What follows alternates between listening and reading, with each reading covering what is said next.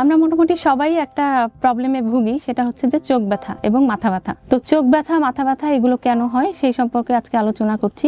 অনেক সময় দেখা যায় যে যাদের হচ্ছে চোখের পাওয়ারের সমস্যা থাকে, রিফ্র্যাক্টিভ এরর, বা আমি হয়তো চশমা পরছি কিন্তু আমার চশমাটা পাওয়ারটা ঠিক নেই, আমি চশমাটা হয়তো 1-1.5 বছর আগে নেওয়া হয়েছে, এখন হয়তো আবার আমার চোখের চশমার পাওয়ার চেঞ্জ করতে হবে, এরকম অবস্থা থাকলে মানে রিফ্র্যাক্টিভ এরর থাকলে চোখের ব্যথা করতে পারে এবং চোখ ব্যথার সাথে মাথা ব্যথা হতে পারে। এছাড়া চোখের কিছু প্রদাহ আছে, যেমন স্ক্লেরাইটিস বা ইউভিআইটিস, এগুলো থাকলে চোখ ব্যথা করে, এর সাথে মাথাও ব্যথা করে। এছাড়া আমরা সবাই জানি মাইগ্রেনের সাথে চোখ ব্যথা এবং মাথা ব্যথা খুব রিলেটেড। রোগটা আমরা কিভাবে বুঝতে পারবো যেটা মাইগ্রেনের ব্যথা? মাইগ্রেনের সাধারণত মাথার যে কোনো এক পাশ ব্যথা করে, হয় সামনের অংশ অথবা পিছনের অংশ, ডান সাইড অথবা বাম সাইড, সাথে চোখ ব্যথা করে, ওই সাইডের চোখ বা দুই চোখ। যখন সামনে ব্যথা করে তখন দুই চোখই ব্যথা করতে পারে। মাইগ্রেনের চোখের ব্যথার সাথে সাথে নসিয়া, মানে আমাদের বমি বমি একটা ভাব থাকতে পারে, অনেক সময় বমি হয়ও, এবং বমির পরে তখন অনেকটা রিলিফ লাগে। এছাড়া মাইগ্রেনের ব্যথায় যেটা হয়, যখন ব্যথা শুরু হয় তার আগে থেকে বোঝা যায় যে আমার মাইগ্রেনের ব্যথা শুরু হবে, আমরা এটাকে বলি অরা, মানে আধা ঘন্টা আগে বা 1 ঘন্টা আগে বুঝতে পারা যায় যে আমার ব্যথাটা শুরু হবে, একটু খারাপ খারাপ লাগে।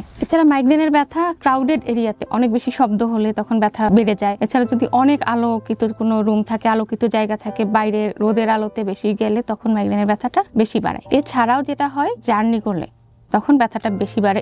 এগুলো হলে আমরা বুঝতে পারবো যে হ্যাঁ, এটা হচ্ছে মাইগ্রেনের ব্যথা। এছাড়াও যে ওই যেটা বললাম যে আলোতে বেশি হয়, তার মানে হচ্ছে যে অন্ধকার রুমে গেলে সে একটু রিলিফ পায়, অনেক শব্দ থেকে সে সরে আসলে, একটা রুমে আলাদা থাকলে সে একটু তার কাছে ভালো লাগে। তো এগুলো হচ্ছে মাইগ্রেনের লক্ষণ। তো মাইগ্রেনের সাথে সাথে চোখের ব্যথাও হয়, মাথা ব্যথাও হয়। সেক্ষেত্রে আর একটা ব্যাপার বলতে হয়, যেটা হচ্ছে যে যাদের মাইগ্রেনের সাথে সাথে রিফ্র্যাক্টিভ এরর, মানে চোখের পাওয়ারের সমস্যাটা থাকে, তাদের কিন্তু মাইগ্রেনের ফ্রিকোয়েন্সিটা বেশি হয়। যেমন নর্মাল একজন মাইগ্রেনের পেশেন্টের যদি সপ্তাহে 1 বার বা 2 বার হয়, আর তার সাথে যদি তার রিফ্র্যাক্টিভ এররও থাকে, মানে চোখের পাওয়ারের সমস্যাও থাকে এবং সেটা চশমা পরে না বা পাওয়ারটা ঠিক মতো অ্যাকুরেট পাওয়ার দেওয়া নাই, তার ওই সপ্তাহে দেখা যায় 2 বার না 3-4 বার হয়ে যাচ্ছে। তো সেক্ষেত্রে যেটা হয় যে মাইগ্রেন যার আছে, মাইগ্রেনের ট্রিটমেন্টের সাথে সাথে অবশ্যই তার একটা রেগুলারলি চোখের পাওয়ারের চেক আপটা করে নিতে হবে।